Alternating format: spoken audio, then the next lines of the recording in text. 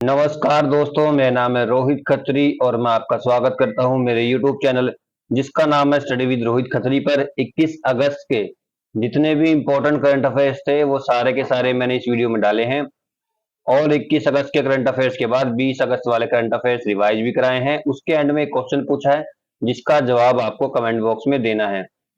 Video start करने से पहले अगर आपने चैनल अभी तक सब्सक्राइब नहीं किया है तो चैनल को सब्सक्राइब कर लें और बेल आइकन भी दबाएं। वीडियो अच्छा लगे तो वीडियो को लाइक भी करें। स्टार्ट करते हैं आज का वीडियो। सबसे पहले हम लोग रिवाइज करेंगे भारतीय संविधान की अनुसूचियां, 12 अनुसूचियां रिवाइज करेंगे। उसके बाद हम लोग रिवाइज करेंगे भारतीय संविधान के विभिन्न स्रोत कि भारतीय संविधान का कौन सा हिस्सा किस देश से लिया गया है। ये दोनों पार्ट रिवाइज करने के बाद हम बढ़ेंगे करंट अफेयर्स की तरफ। सबसे पहले है पहली अनुसूची। तो पहली अनुसूची बताती है हमें संघ तथा राज्य के क्षेत्रों का वर्णन। ये पहली अनुसूची करती है।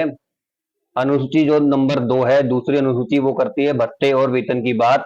मुख्य अधिकारियों के भत्ते और वेतन की बात अनुसूची नंबर 2 करती है। तीसरी अनुसूची बात करती है शपथ शपथ ग्रहण और महत्वपूर्ण सरकारी पदों पर कार्यभार। इसकी बात अनुसूची नंबर 3 करती है। अनुसूची नंबर 4 राज्यों तथा संघ क्षेत्रों में राज्यसभा में स्थानों का आवंटन, राज्यसभा में सीटों का आवंटन जो है, सीट आवंटन जो है वो बात करती है अनुसूची नंबर 4। अनुसूची नंबर 5 बात करती है अनुसूचित जातियों तथा अनुसूचित जनजातियों के प्रशासन और नियंत्रण से संबंधित प्रावधान अनुसूची नंबर 5 में है।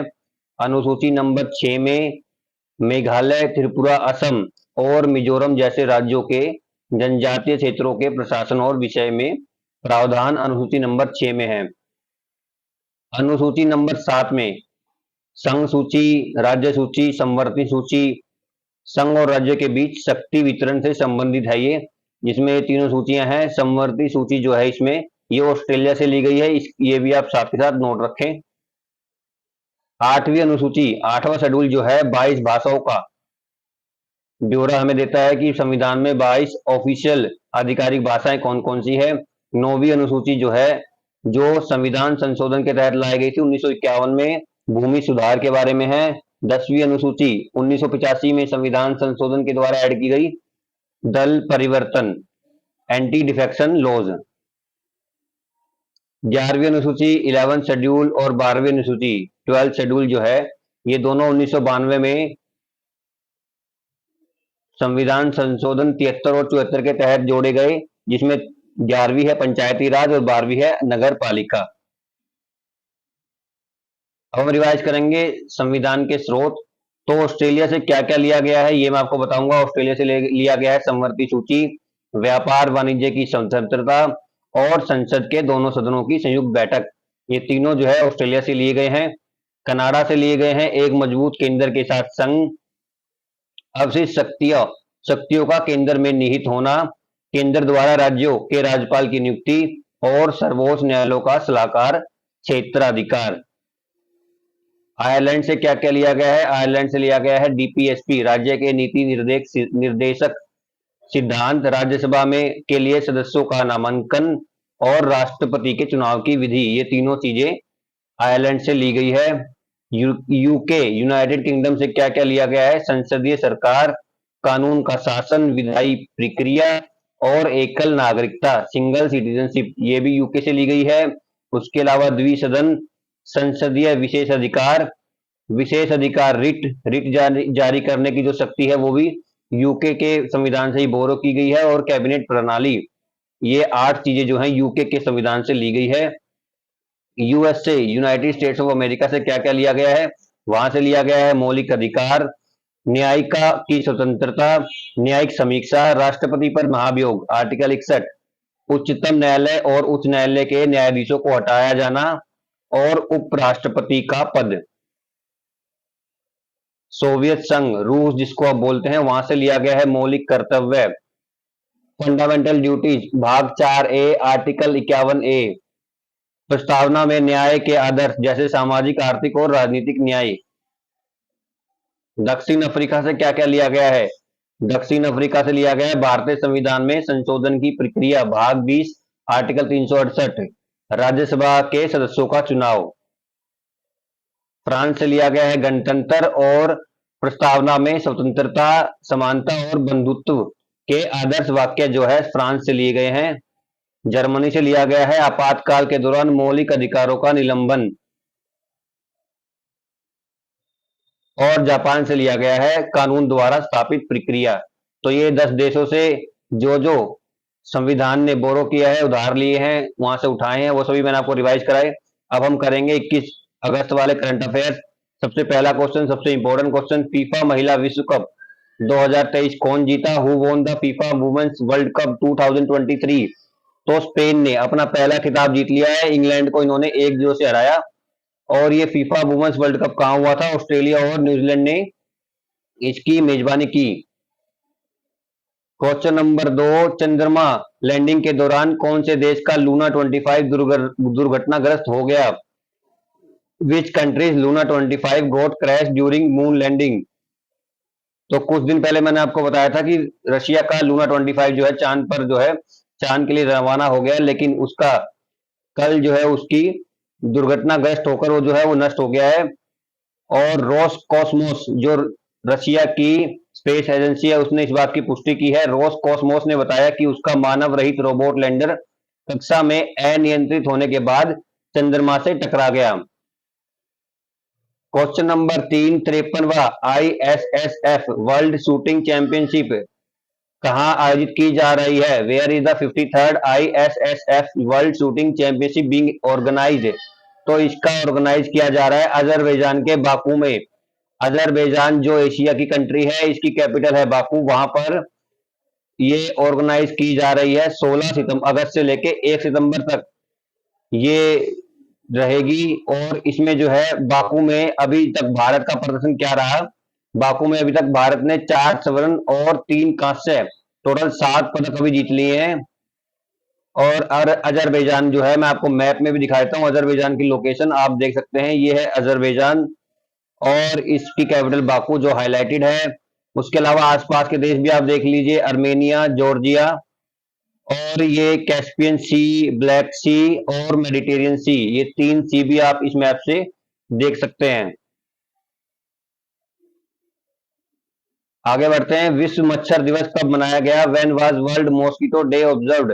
तो विश्व मच्छर दिवस बनाया गया 20 अगस्त को। और इसके बारे में कुछ डिटेल आपको बता देता हूं। 1897 में Liverpool school of tropical medicine के ब्रिटिश डॉक्टर रोनाल्ड रॉस ने मादा एनाफिलेज मच्छर की खोज की थी। रोनाल्ड रॉस ने की थी मादा एनाफिलेज मच्छर की खोज, और इसी के लिए इनको नोबेल पुरस्कार भी मिला था। इस मच्छर के काटने से ही मलेरिया होता है। इस दिन को मनाने का मुख्य उद्देश्य लोगों को मच्छरों से काटने से होने वाली बीमारियों के प्रति जागरूक करना और बचाव के उपायों के बारे में बताना है। मलेरिया से जुड़ी इस बड़ी खोज की वजह से डॉक्टर रोनाल्ड रॉस को 1902 में फिजियोलॉजी या मेडिसिन के लिए प्रतिष्ठित नोबेल पुरस्कार से सम्मानित किया गया था। तो इस क्वेश्चन से आप कई सारी डिटेल आपको पता लगी, जैसे कि मलेरिया जो है मादा एनाफिलीज मच्छर के काटने से होता है, और रोनाल्ड रॉस ने इसकी खोज की जिसके लिए उन्हें 1902 में नोबेल पुरस्कार भी मिला था। उसके अलावा सभी इंपॉर्टेंट जो डेज थे अगस्त के अभी तक के, वो भी मैं आपको साथ के साथ रिवाइज कराता हूँ। 1 अगस्त को था वर्ल्ड लंग कैंसर डे। 1 अगस्त को वर्ल्ड वाइड वेब डे भी था। वर्ल्ड वाइड वेब की जो इन्वेंशन है, इन्वेंट किया था इसको ली बार्न्स ने, ये भी आप याद रखें। और 6 अगस्त को था हिरोशिमा डे। 1 से लेकर 7 अगस्त पहला वीक था जो अगस्त का, उसको मनाते हैं वर्ल्ड ब्रेस्ट फीडिंग वीक। 7 अगस्त को था नेशनल हैंडलूम डे, राष्ट्रीय हथकरघा दिवस। 9 अगस्त को था नागासाकी डे। 9 अगस्त को ट्राइबल डे भी था, या बोले तो indigenous people, international day of the world indigenous people, ये भी 9 अगस्त को था। 10 अगस्त को था वर्ल्ड लायन डे। 12 अगस्त को था इंटरनेशनल यूथ डे और वर्ल्ड एलिफेंट डे। 13 अगस्त को था वर्ल्ड ऑर्गन डोनेशन डे। 15 अगस्त को था इंडिपेंडेंस डे इन इंडिया। और 19 अगस्त को था वर्ल्ड ह्यूमैनिटेरियन डे और वर्ल्ड फोटोग्राफी डे। और 20 अगस्त को जैसे मैंने आपको बताया world mosquito day. Question number 5, केंद्रीय मंत्री अमित शाह ने किस अधिनियम में संशोधन करने के लिए विधेयक पेश किया है? Union minister Amit Shah introduce bill to amend which act. तो इन तीनों में से Indian penal code, criminal procedure code, Indian evidence act, इन तीनों को ही अमेंड करने के लिए लोकसभा में केंद्रीय मंत्री अमित शाह ने अधिनियम जो है पेश किया है। तो इसके बारे में कुछ डिटेल आपको बता देता हूं।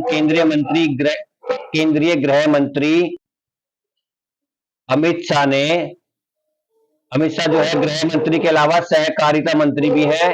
अमित शाह ने लोकसभा में भारतीय न्याय संहिता विधेयक, भारतीय नागरिक सुरक्षा संहिता विधेयक 2023 और भारतीय साक्ष्य विधेयक 2023 पेश किए हैं। तो तीनों के तीनों बिल को जो है अब जो है अमेंड किया जाएगा। लोकसभा में बिल जो है इंट्रोड्यूस अभी किया जा रहा है। क्वेश्चन नंबर 6, नीना लोगो जिन्होंने उद्यमिता चुनौती 2023 जीती है वह किस राज्य से है? Neena Lego who won entrepreneurship challenge 2023 is from which state? तो नीना लेगो जो है अरुणाचल प्रदेश से है। ऑप्शन नंबर सी इसका आंसर हो जाएगा। नीना लेगो जो है हाउस ऑफ मैकनोक की स्थापना करने वाली है। ये इनकी संस्थापक है हाउस ऑफ मैकनोक की। इनकी इमेज भी मैं आपको दिखा देता हूं, नीना लेगो। क्वेश्चन नंबर 7, भगवान बिरसा मुंडा जोड़ा रास्ता योजना किस राज्य द्वारा शुरू की गई है? भगवान बिरसा मुंडा जोड़ा रास्ता scheme is launch by which state? तो इसको लॉन्च किया गया है ऑप्शन नंबर बी महाराष्ट्र द्वारा। महाराष्ट्र ने स्कीम लॉन्च की है। स्कीम क्या है? राज्य के 17 जिलों के सभी आदिवासी बस्तियों को मुख्य रास्ते से जोड़ने के लिए भगवान बिरसा मुंडा जोड़ रास्ते योजना लागू करने के लिए राज्य मंत्रिमंडल ने मंजूरी दी है। इस परियोजना पर लगभग 5,000 करोड़ रुपए खर्च होंगे। तो जो आदिवासी बस्तियां हैं उनको मुख्य रास्तों से जोड़ने के लिए ये योजना है जिस पर 5,000 करोड़ रुपए खर्च होंगे। तो महाराष्ट्र के बारे में कुछ और फैक्ट्स आपको बता देता हूं। महाराष्ट्र की राजधानी है मुंबई, राज्यपाल है रमेश बैस और मुख्यमंत्री है एकनाथ संभाजी शिंदे। महाराष्ट्र भारत में दूसरा सबसे अधिक आबादी वाला राज्य है। पहला सबसे अधिक आबादी वाला राज्य है उत्तर प्रदेश। क्वेश्चन नंबर 8, मती केला जिसे जीआई टैग मिला है किस क्षेत्र का है? Mati banana got GI tag is of which region? तो मती बनाना जो है, मती केला जो है कन्याकुमारी जो तमिलनाडु में पड़ता है वहां से है। तो जीआई टैग के बारे में एक डिटेल आपको और बता देता हूं जिसको हिंदी में बोलते हैं भौगोलिक संकेत। तो भौगोलिक संकेत क्या है? भौगोलिक संकेत या मतलब जीआई उन उत्पादों पर इस्तेमाल किया जाने वाला एक संकेत है जिनकी एक विशिष्ट भौगोलिक उत्पत्ति होती है और उनमें उस उत्पत्ति के कारण गुण या प्रतिष्ठा होती है। क्वेश्चन नंबर 9, अंडर 20 विश्व कुश्ती चैंपियनशिप में अंतिम पंघाल ने कौन सा पदक जीता? विच मेडल डिड अंतिम Panghal von in under 20 world wrestling championship? अंतिम पंघाल महिला रेसलर खिलाड़ी है। इन्होंने दूसरी बार लगातार अंडर 20 वर्ल्ड चैंपियनशिप में गोल्ड जीत लिया है। पिछले साल ये गोल्ड जीतने वाली भारत की पहली महिला थी और अभी ये लगातार 2 साल गोल्ड जीतने वाली भारत की पहली महिला बन गई है। अम्मान में जॉर्डन के अम्मान इंटरनेशनल स्टेडियम में जूनियर विश्व चैंपियनशिप चल रही थी अभी। इसमें भारतीय पहलवानों ने 4 स्वर्ण सहित टोटल 14 पदक जीते हैं। 4 गोल्ड जीते हैं, टोटल मेडल जीते हैं 14। अंतिम पंघाल की इमेज भी आपको दिखा देता हूं। उसके अलावा जो मेडल जीते हैं भारतीय पहलवानों ने उनका नाम भी आपको एक बार बता देता हूं। गोल्ड जीते हैं मोहित कुमार ने, प्रिया मलिक ने, अंतिम पंघाल और सविता ने। उसके अलावा सिल्वर जीते हैं सागर जगलान, अंतिम और सुमित ने। और बाकी 7 मेडल जीते हैं ब्रोंज जो कि जयदीप, दीपक चहल, रजत रुहाल, आरजू, रीना, हर्षिता मोर और दीपक पुनिया। तो टोटल 4 गोल्ड, 3 सिल्वर और 7 ब्रोंज के साथ 14 मेडल जीते हैं। और ये जो अंडर 20 वर्ल्ड रेसलिंग चैंपियनशिप है ये अभी खत्म हो गई है। क्वेश्चन नंबर 10, महाराष्ट्र सरकार का उद्योग रत्न पुरस्कार किसने जीता? Who won the Maharashtra government उद्योग रत्न अवार्ड? पिछले कुछ दिनों पहले मैंने आपको बताया था कि रतन टाटा को यह अवार्ड देने की घोषणा की गई है। अभी जो है रतन टाटा को यह अवार्ड मिल गया है। तो इसका आंसर हो गया option number A Ratan Tata. उसके अलावा कुछ और अवार्ड्स भी दिए गए हैं इसी दौरान, तो वो भी मैं आपको बता देता हूं। आधार पूनावाला को महाराष्ट्र सरकार का उद्योग मित्र अवार्ड मिला है। गौरी किर्लोस्कर को उद्योगिनी अवार्ड मिला है और विलास शिंदे को उत्कृष्ट मराठी उद्यमी अवार्ड मिला है। ये जो चारों अवार्ड है इन चारों की इमेज मैं आपको दिखा देता हूं। ये है आपके रतन टाटा, फिर ये आपके आधार पूना, ये है गौरी और ये है विलास। तो इन सभी की इमेज चाहिए। अब हम आगे रिवाइज करेंगे 20 अगस्त वाले करंट अफेयर्स को। सबसे पहले सेबी के पूर्वकालिक सदस्य के रूप में किसे नियुक्त किया गया है?